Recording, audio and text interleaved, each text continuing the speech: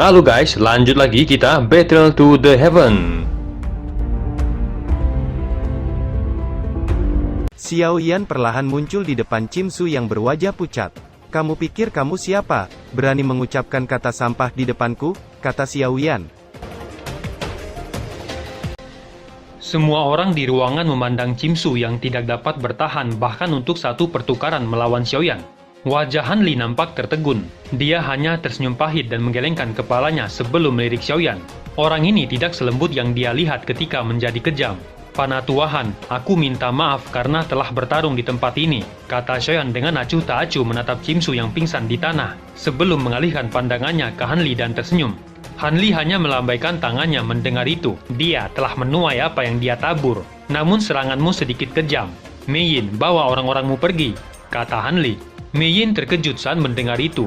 Matanya sedikit ketakutan saat dia melirik Xiaoyan dan bergegas memimpin dua lainnya. Mereka mengangkat Cimsu yang pingsan di tanah sebelum berbalik dan pergi, meninggalkan ruangan dengan cara yang agak menyedihkan. 3 orang dari klan Qiu juga bergegas pergi. Mereka menatap Xiaoyan dengan ketakutan sebelum mereka mundur. "Kamu benar-benar menyerangnya. Meskipun aku merasa senang, Klan Bai pasti tidak akan membiarkan masalah ini," kata Ye Chong menggelengkan kepalanya. "Tidak apa-apa, jika Klan Bai ingin menemukan masalah denganku, aku akan menemani mereka," kata Xiaoyan tersenyum. Sepertinya Klan Ye sangat percaya diri untuk lulus ujian kali ini. "Ye Chong, selamat," kata Han Li perlahan melangkah maju dan menangkupkan tangannya. "Aku akan meminjam kata-kata keberuntungan itu." Namun dengan masalah ini terjadi, Klan Bai mungkin benar-benar mengirimkan seorang ahli. Ketika ujian 5 klan besar dimulai, niat mereka adalah memaksa Klan Ye keluar dari posisi 3 teratas, kata Ye Chong tersenyum getir. "Benar, dengan masalah hari ini, mereka pasti tidak akan menahan diri. Dari apa yang ku tahu, Bai Ying adalah orang yang paling menonjol di antara generasi muda dari Klan Bai. Orang ini bahkan belum berusia 20 tahun, tetapi dia sudah mencapai kelas menengah tingkat 7, dan telah bertahan selama 3 tahun. Jika Klan Bai mengirimnya, kemungkinan Klan Ye akan kesulitan untuk masuk 3 besar, kata Han Li. "Aku pernah mendengar tentang orang ini. Dia memiliki banyak bakat dalam perbaikan pil obat. Bahkan Cao Dan tidak dapat dibandingkan dengannya. Jika Klan Bai benar-benar mengirim Bai Ying, situasinya akan menjadi tidak terduga," kata Ye Chong dengan ekspresi sedikit serius. "Tidak perlu pusing seperti itu. Penolong yang kamu bawa kali ini juga bukan orang biasa. Dia bahkan mungkin sebanding dengan para jenius dari 3 klan itu," kata Han Li tersenyum. "Saat ini aku hanya bisa menaruh semua harapanku padanya. Kelangsungan hidup Klan Ye akan ditentukan di tangannya," kata Ye Chong. Keesokan paginya nampak Xiaoyi, Tianhuo, dan lainnya sudah berdiri di luar saat Xiaoyan meninggalkan kamarnya dan memasuki halaman. Mereka semua menatapnya dengan senyuman. "Apakah kamu sudah siap?" kata Ye Chong tersenyum. "Ayo pergi dan lihat betapa hebatnya pameran dagang alkemis di kota pil suci ini," kata Xiaoyan tersenyum. Kelompok Xiaoyan akhirnya tiba di depan sebuah bangunan toko luas bernama Naga Phoenix Terbang yang ramai dipenuhi alkemis. Setelah menyusuri toko yang luas, mata Xiaoyan menyapu buah merah yang ada di dalam kotak giok. Keterkejutan melintas di matanya. Buah merah itu adalah salah satu bahan obat penting untuk menyempurnakan tubuh Yaolao. "Tuan, apakah ada sesuatu yang menarik perhatian Anda?" kata seorang lelaki tua tertegun saat melihat lencana tingkat 7 di dada Xiaoyan dan menangkupkan tangannya. "Apakah Anda ingin menukar benda ini?" tanya Xiaoyan seraya menunjuk ke buah merah. "Ini adalah buah iblis darah yang langka. Seorang akan menggunakannya saat memurnikan pil obat tinggi tingkat 7. Saya akan menukar buah iblis darah ini dengan pil obat kelas menengah tingkat 7 yang belum pernah aku latih sebelumnya," kata lelaki tua itu tersenyum seraya mengusap janggutnya. Pak tua benar-benar tahu bagaimana cara bercanda. "Buah iblis darah ini mungkin memang langka, tetapi pil obat menengah tingkat 7 adalah barang berharga. Siapa yang akan menukarnya dengan Anda?" kata Xiaoyan. Mata lelaki tua itu sedikit malu saat mendengar itu. Dia tahu telah meminta terlalu banyak, namun dia menolak untuk mundur. Bagaimanapun buah iblis darah baginya adalah barang paling berharga di antara lainnya. Xiaoyan menggelengkan kepalanya melihat lelaki tua itu menolak menurunkan harganya. Dia berbalik dan memerintahkan Xinlan. "Kami akan ke lantai atas untuk melihat-lihat. Kamu harus tetap di sini. Temukan tempat dan katakan kalau kamu ingin membeli buah iblis darah, anggur spiritual hijau berusia 10.000 tahun, dan ginseng tulang salju. Semua itu seharga pil obat tingkat 7 kelas menengah yang sangat halus," kata Xiaoyan. Xinlan mengangguk mendengar itu. Xiaoyan akhirnya tiba di tangga atas dan melihat 2 pria tua berdiri di pintu masuk. Kejutan melintas di mata kedua pria tua itu saat melihat lencana tingkat 7 tergantung di baju Xiaoyan. Mata mereka kemudian beralih ke Xiaoyi dan Tianhuo dan segera menyipitkan matanya. Mereka mengerti bahwa keduanya adalah keberadaan menakutkan yang mencapai kelas Dojun. Tamu penting. Apakah Anda berencana untuk pergi ke lantai atas? Kata pria tua berjubah kuning tersenyum dan menangkupkan kedua tangannya. Xiaoyan menangkupkan kedua tangannya dan mengangguk. Beberapa dari Anda tampak sangat asing. Sepertinya Anda semua baru pertama kali datang ke pameran dagang alkemis ini. Kamu bisa memberitahu saya jika ada yang kamu butuhkan. Saya mungkin bisa memberi Anda beberapa informasi. Saya butuh 2 jenis bahan obat. Anggur spiritual hijau berusia 10.000 tahun. Dan ginseng tulang salju. Kata Xiaoyan. Saya tidak mempunyai informasi apapun tentang tanaman spiritual hijau berusia 10.000 tahun. Tapi untuk ginseng tulang salju dapat dikatakan bahwa Anda cukup beruntung, kata tetua itu. Kelompok Xiaoyan mengikuti tetua itu sebelum berhenti di sudut ruangan. Pandangan Xiaoyan tertuju pada plat tembaga emas di tempat itu yang tampak seperti sampah di antara tumpukan harta karun. Xiaoyan sedikit mengelutkan keningnya saat mengamatinya dengan cermat. Dia tidak dapat melihat apapun yang menonjol di piring tembaga itu. Namun dia merasa sedikit aneh. Xiaoyan, cobalah untuk mendapatkan piring tembaga itu. Saya pernah melihat gambar di atasnya. Itu adalah sesuatu yang hanya muncul di zaman kuno. Meskipun saya tidak tahu persis penggunaannya, apapun yang berhubungan dengan zaman kuno biasanya tidak sederhana. Xiaoyan tertegun saat mendengar suara Tianhuo yang dikirimkan ke telinganya dan perlahan mengangguk. Ia mengambil piring tembaga itu dengan penasaran dan mengusapnya. Perasaan kasar menyebabkannya tampak seperti pelat tembaga biasa, jika bukan karena gambar yang agak rumit di atasnya. Sepertinya tidak ada yang akan memperlakukannya sebagai harta karun. Jadi ini sebenarnya adalah benda dari zaman kuno, pikir Xiaoyan seraya membalik piring tembaga. Bagaimanapun dia mencoba untuk menyelidikinya. Dia tidak dapat menemukan keunikan sedikit pun. Orang tua yang berjaga hanya memutar matanya. Xiaoyan bukanlah satu-satunya yang tertarik dengan plat tembaga itu. Ada cukup banyak pencari harta karun yang pernah mempelajarinya di masa lalu. Namun tidak ada yang menukar apapun untuk itu. Berhenti membuang waktu. Harga plat tembaga ini lebih mahal dari ginseng tulang salju. Tidak ada tawar-menawar, kata Chunbeng. Apakah ada yang unik dari plat tembaga ini, yang bahkan lebih berharga dari ginseng tulang salju? Tanya Xiaoyan. Saya tidak tahu, kata Chunbeng segera menjawab dengan acuh tak acuh. Xiaoyan tersenyum pahit mendengar itu. Orang tua ini benar-benar aneh dengan memberikan jawaban seperti itu.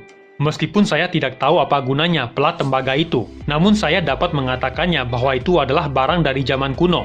Kata Chunbeng yang menyapu matanya ke arah orang-orang yang telah mencibirnya karena tidak tahu. Suasana sekitarnya menjadi lebih sunyi saat kata Chunbeng terdengar. Mereka semua menatap plat tembaga di tangan Xiaoyan. Mereka jelas tahu barang apapun yang berhubungan dengan zaman kuno pasti tidak biasa. Anda bisa melupakan menanyakan saya tentang penggunaannya. Saya hanya tahu barang ini terkait dengan zaman kuno. Terserah Anda jika ingin membelinya, kata Chunbeng. Pak Tua ingin menukar piring tembaga ini dengan apa? Tanya Xiaoyan. Pil obat kelas 7 tingkat tinggi, kata Chunbeng menyeringai. Itu terlalu mahal.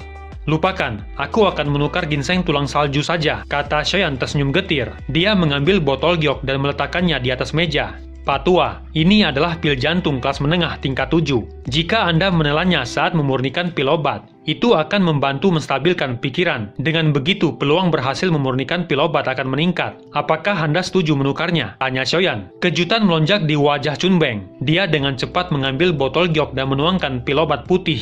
Ini memang pil jantung, tidak buruk. Anda memang mengesankan, kata Chunbeng tersenyum, dan memasukkan pil jantung ke dalam cincin penyimpanannya. Matanya sedikit panas saat dia melihat Xiaoyan.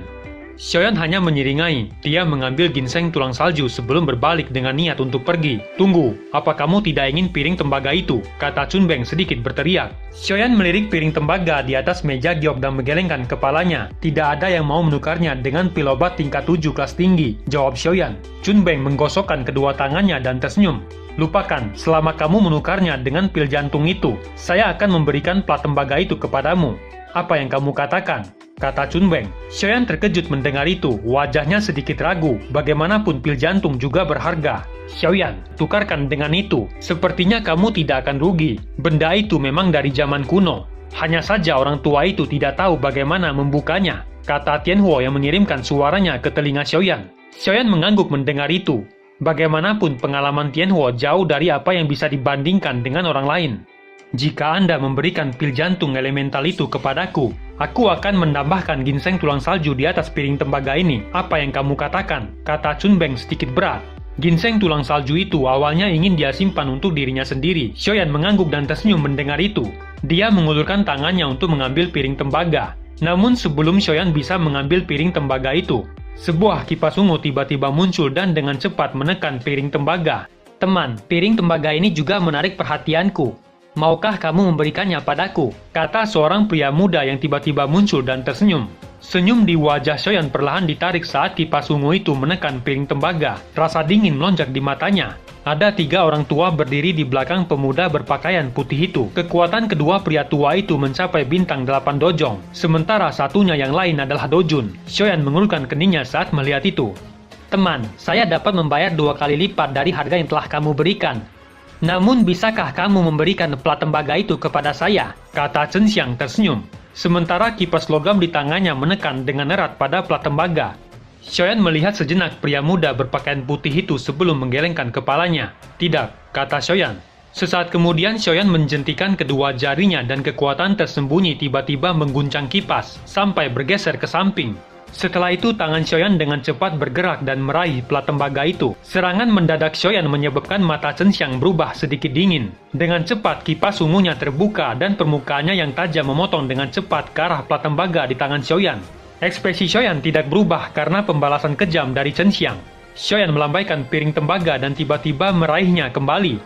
Telapak tangannya membawa kekuatan besar yang dengan keras menghantam kipas ungu. Di bawah kekuatan telapak tangan, kipas ungu nampak menekan kuat ke meja giok.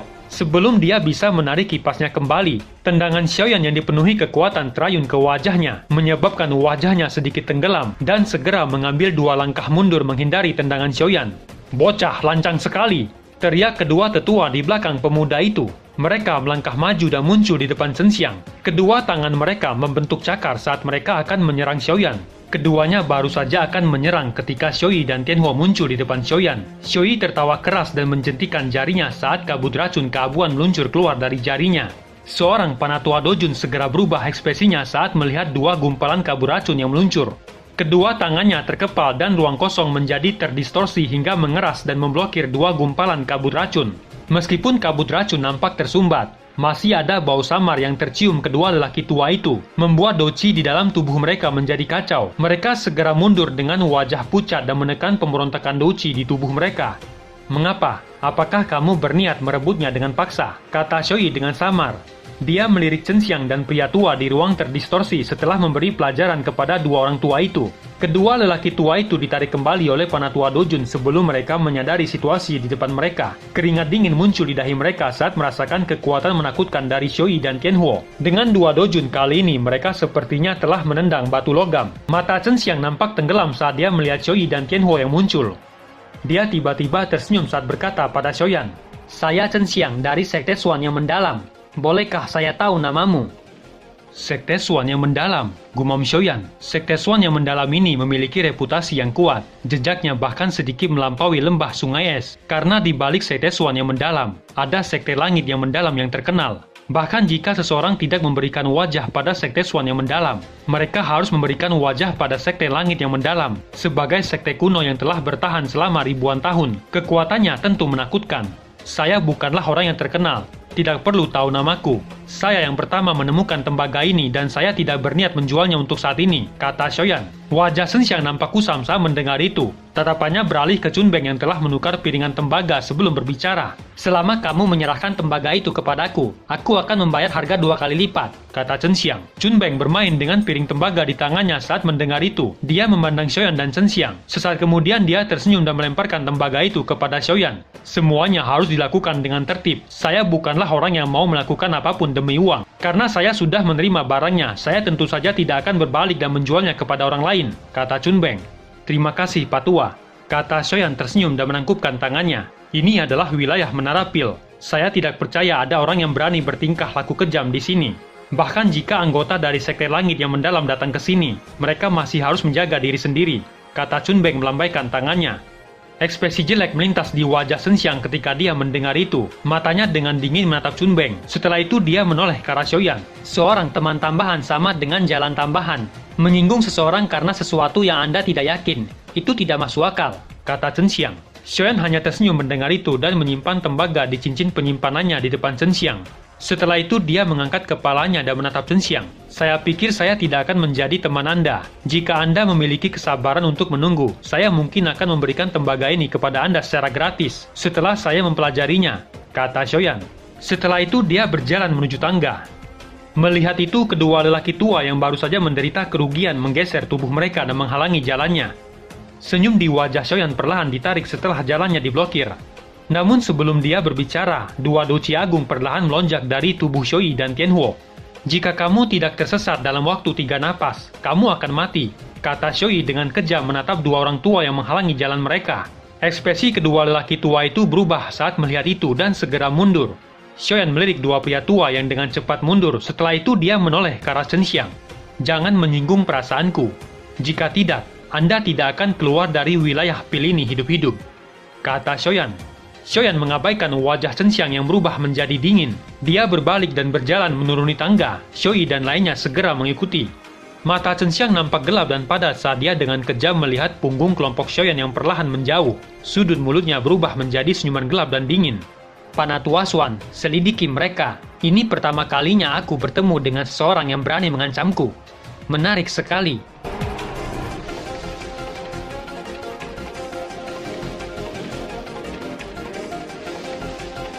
Cerita pun selesai. Nantikan spoiler selanjutnya guys.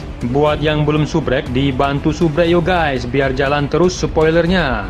Buat yang udah subrek, mudahan dilancarkan rezekinya. See you and ciao.